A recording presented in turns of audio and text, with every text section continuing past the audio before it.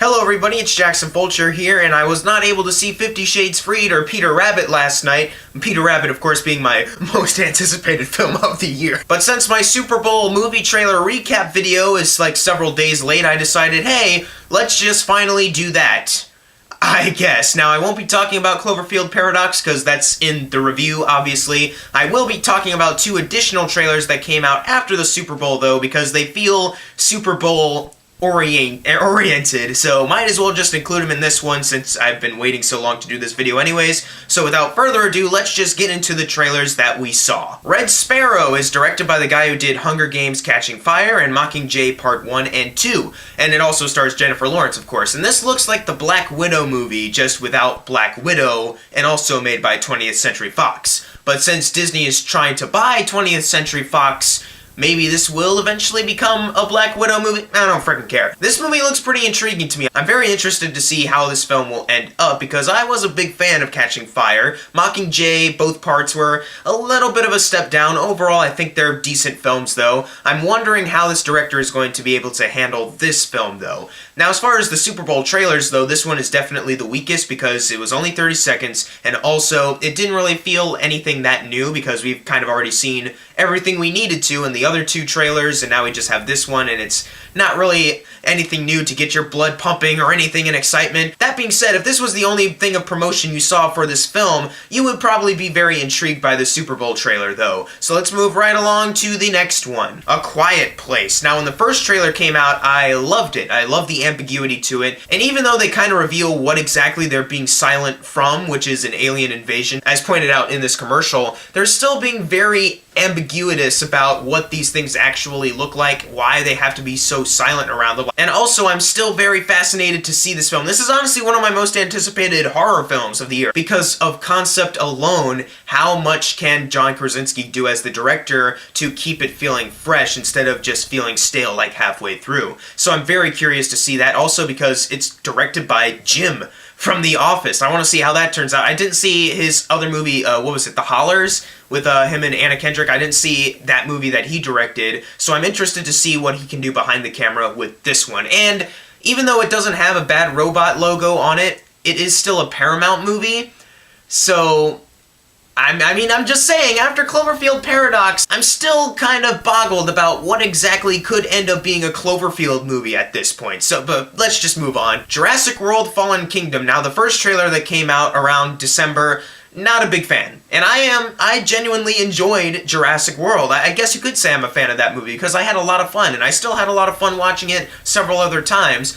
This movie, however, definitely looks like sequelitis to the max, honestly. They're going back to the island, and now there's this idea of, well, we gotta save the dinosaurs. Do they count as a species now? Do we have to save them, or do we just let them die? Let them die. They will kill you, and they're way too huge to be kept in. Just leave them to burn alive on this island, which apparently they won't stay on the whole time. That was one of my big concerns about the first trailer, is that, oh, you just showed the volcano. Apparently that's like a first act thing, so okay, I'm wondering what else they can do, especially with the opening of the trailer where it's like this little girl's room and you just see the dinosaurs slowly creeping in. Now that was really cool, and this movie is directed by J.A. Bayona from A Monster Calls fame, a movie that I really enjoyed. And I want to see what this director can do behind the camera with this film, because they are resorting back to a lot of the more practical dinosaur effects, which is very cool, and you can definitely tell that when you watch this trailer. I'm just not so sure quality-wise how this will turn out. I'm interested to see what they're going to do with Chris Pratt and Bryce Dallas Howard's characters, because from the last one, apparently they're not together again, I guess. They have like a new sidekick who screamed like a girl in this trailer, and it's kind of annoying. I hope he's not an annoying character. He seems like he's going to be the nerd though, because like they also have a moment where he's like, "Am I dead?" And he's like, "Not yet, kid." He's like, "Oh, are we gonna do that now?" I hope that they don't go generic sidekick route. Also, very happy that they didn't show another Jeff Goldblum moment, because they did that in the last one, and I'm happy that they're kind of keeping him away, because if they keep showing him, it could lead to false expectations if he's not in the movie that much, which is kind of what I'm predicting. I'm hoping for the best with this movie, though. Skyscraper, looks like Die Hard, but with Dwayne Johnson missing a leg. which is very cool. The way they ended the trailer with his leg just kind of attached to this rope and it's starting to disconnect, and he's like, "Oh, what the heck?" And it's like, oh man, that is actually really intense, and I want to see how that plays out in the movie. Also, the movie looks like it could be fun. It's from the director of We're the Millers, I think. So that's interesting. It's not really this talk of like original concept film. Like, I think that's something they've been saying. It's not really that original. It looks like Die Hard, just he's not a guy visiting his wife's workplace in this tower, you know? But it looks like he still has to fight off bad guys in a huge tower, though, which would also involve him to get even bloodier and just more violent as the film progresses, and him, of course, swinging out of the tower at one point. Like, it looks like Die Hard, just rebooted. Might as well just call it Die Hard, Dwayne Johnson on top of it. Is that a Cloverfield twist too? It was a Die Hard movie this whole time? John McClane's gonna show up at the end like he did in Split? I mean, it looks like it could be fun. Dwayne Johnson can make fun things, and I'm hoping this can be fun. And I think Dwayne Johnson's he's just gonna be good in it, because usually he's pretty good. Like, even in Baywatch, I hate that movie, but he's one of the best parts in it, so hoping that translates here. Infinity War. This came out like near the end of it and was only 30 seconds, which kind of surprised me that they actually wanted to put another Infinity War out there.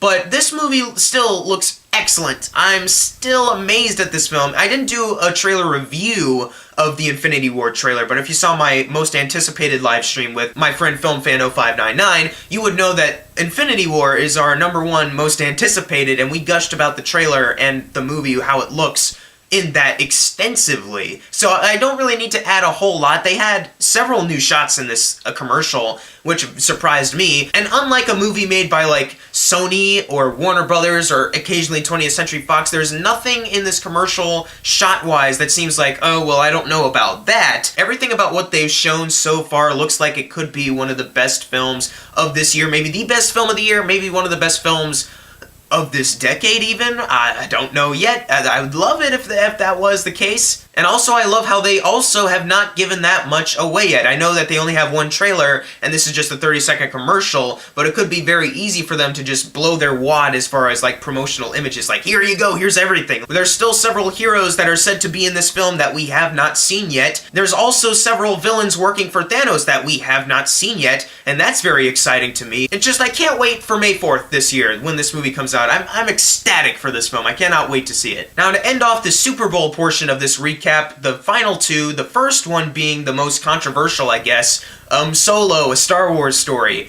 I am iffy on this movie so far, expectations-wise. Everything they've been reporting as far as the production, the behind the scenes, not a fan of, like, at all. I am, like, so not into what they have been doing with, like, firing Phil Lord and Chris Miller and getting Ron Howard to basically be a yes man to the Lawrence Kasdan script and Kathleen Kennedy. And the fact that when they wrapped principal photography in October, they didn't even have a trailer ready for, like, The Last Jedi, and they had to wait until February 4th to release a trailer for a movie that comes out in 3 months and, like, 3 weeks. Like, that's concerning, especially because it is a big tentpole Star Wars movie.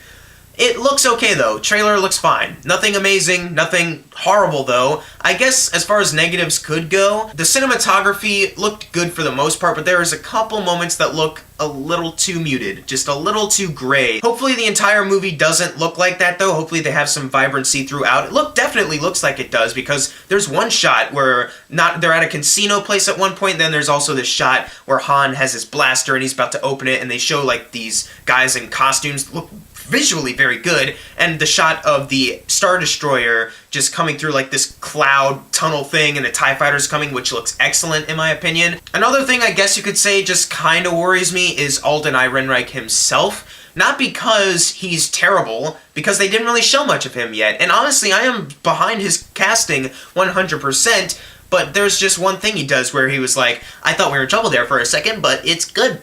We're fine. And I was like, I don't know yet. I don't know yet, because at first when he was talking about I'm kicked out of the flight academy, been running scams for years, I was like, alright, I'm on board with this. But then when he does that joke near the end, I was like, I'm not sure. I'm not sure about that yet. Maybe in context with how they represent the character in the movie, that'll land a little better. But as far as this is one of the first times you're seeing Alden playing Han Solo and you get this joke to end the trailer, not a big fan yet. I still want to see him, though, because I'm very interested.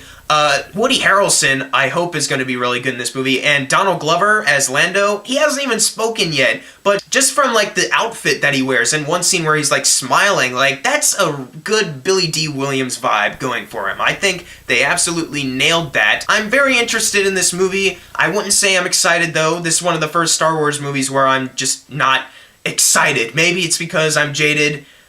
I don't know. I'm just more excited for Episode 9 and the original trilogies they have. I'm kind of just looking at this movie as like I hope it's good and I hope it's not bad. But if it's bad, at least we have Episode 9 next year and I can just forget about this one. And now ending the Super Bowl portion, in my opinion, the best trailer of the night, Mission Impossible Fallout. Mission Impossible 1, I really enjoy. Mission Impossible 2 is not that good. Mission Impossible 3 is awesome. So is Ghost Protocol, so is Rogue Nation, and the director of Rogue Nation is coming back for this one, and this movie looks even better. I can't stress enough how intense the action scenes in this movie look so far, and according to Tom Cruise, almost everything in this film is practical, like it actually happened. Like, we already know about, like, him actually breaking his ankle when he's jumping across one building to the next, but there's also, like, a moment with a helicopter, and he has to dangle from a helicopter too, and apparently that's all real. That's insane. These movies just keep getting more and more insane. There's also one shot on a cliff where he's like climbing again. I was like, oh, it's just like Mission Impossible 2. But then Tom Cruise like, let's go, and he's like falling. I'm like, oh no! Like, what's happening here? Like, it looks so intense. And there's one scene that they're promising in this trailer involving like this bathroom. You have Henry Cavill and Tom Cruise and a couple other guys in there. It looks like it's going to be very brutal, and I can't wait to see that. And Henry Cavill, I can't wait to see him too. I'm very curious because I thought he was a villain, and there are other moments in this trailer where it could lead you to believe that, but he's working for the CIA, and it makes it seem like the IMF and the CIA are kind of working together on this one. So is it going to be a thing where like Cavill is working for him at first, then he betrays them, or is it just kind of obvious from the beginning of the movie that he's bad, or is it just kind of a more rivalry thing with him and Tom Cruise? Is the bad guy from Rogue Nation actually just the bad guy in this movie again? Which, by the way, I'm hoping that they make his character more interesting, because although the character wasn't awful in the last film, I wouldn't say the villain was really a standout. Like, Philip Seymour Hoffman is still like the best Mission Impossible villain that we've had. The one in Ghost Protocol I wasn't a big fan of. I'm hoping that they can improve the villain from Rogue Nation in this one, though. And also, they're making it seem like this is going to be the last Mission Impossible film. At least, that's how I'm kind of interpreting it. Which, if they are going to do that, if this is the big closeout, I hope they go out with a bang. And so far, from what they've been showing, seems like they are. Now these last two trailers, the ones that came out after the Super Bowl, that feels like they should have come out during the Super Bowl, but did not. Let's start off with Venom. This movie honestly looks fine to me, so far. This is a teaser trailer after all. They're not gonna blow their wad. Hopefully they don't blow their wad in other trailers, Sony. Watching you. A lot of people are very negative on this though, maybe just a little iffy. I think it was okay. They didn't show Eddie Brock as Venom yet. They didn't show the symbiote on his body. They showed the symbiote in like a jar, but it wasn't like attached to Eddie Brock yet or anything. You have this narration going on in the trailer that I can't tell if it's Tom Hardy or not though, but you do have that kind of hilarious freak out moment near the end of the trailer that honestly got me to chuckle a little bit, unintentionally. And they also have a few moments of action going on here, which I'm sure maybe will be cool, but we don't really understand the context of the film yet. Like, they didn't really give anything away plot-wise yet. So you're kind of just watching this trailer, and there is that feeling of, okay, I do need to see more, but okay, you know, at least that's for how I felt. Like, I definitely need to see more from this film, but they didn't show anything that was just offensively bad or like Amazing Spider-Man or Spider-Man 3 levels of awful yet, you know? So far, I'm a wee bit optimistic about this film. Maybe this can be the one to make Sony money, I guess, but if it's not, well, better start working on that next Jumanji movie. And finally, the final trailer of this video, Deadpool 2, which I think might actually be called Untitled Deadpool Sequel, because like on their website it is just Untitled Deadpool Sequel, and it's the title on IMDb too. But this movie still looks very good. I'm still very excited for this film, even though they haven't shown anything about it plot-wise yet. Like, they're making it seem like Cable might be a main antagonist at first, but maybe they'll have to team up later. Not so sure yet, but Josh Brolin as Cable looks badass. Like, you have that moment in the beginning where he's beating guys up, and it looks insane. and he looks perfect for the role. I don't even mind that he's already playing Thanos now. Like, I can't wait to see him as Cable, too. And you also have that moment near the end of the trailer where Josh Brolin's like, "Your time's up, dumb F," and then Deadpool's like, "Well, that's just lazy writing." And I was like, that's perfect, that's amazing. And there's also, of course, the moment where they show, like, instead of his metal arm, just the green pad, and Deadpool just stops the trailer, and he's like, wait, stop. And he has to, like, bring out these toys, and he, like, dresses his own, like, doll up as, like, Woody, and goes, like, "Reach for this guy," like, while they're trying to work on post-production. And it's like, that's the classic Deadpool humor that I've come to appreciate so much in these past 2 years. I'm very excited for this movie, if you couldn't tell, because Deadpool was one of my favorites of 2016. I forget where it was number-wise, but it was definitely up there on my top 10. And just because Tim Miller is gone from this film, I think David Leitch, who previously helped out with John Wick and Atomic Blonde, I think he might be able to make this movie even better, because action-wise, he's proven that he knows what he's doing. Also, you have the same screenwriters coming back, so you have that same screenwriting talent working with this director who can probably translate it very well, because honestly, I thought Atomic Blonde was a decent film, and John Wick I thought was great. So I can't wait to see what he can do with Deadpool now. And I'm sure that Deadpool himself, Ryan Reynolds, is going to be perfect, as always. So out of the trailers I discussed, Mission Impossible and Deadpool are like my favorite ones. And Deadpool wasn't even at the Super Bowl, but I think it totally should have been, because Terry Crews was there. Did you see him? I didn't even see him at first. Like, someone pointed it out on Twitter, and it was like, Terry Crews is right there, and I was like, that's not Terry. Oh my god, it is. But anyways, what did you think of all these trailers? Leave in the comments below what you thought of them. What was your favorite Super Bowl trailer, or was Deadpool your favorite trailer that wasn't at the Super Bowl, but feels like it should have been at the Super Bowl? Leave your thoughts in the comments below, and as always, thank you guys for watching. Make sure to subscribe. I'm Jackson Fulcher. See you guys next time.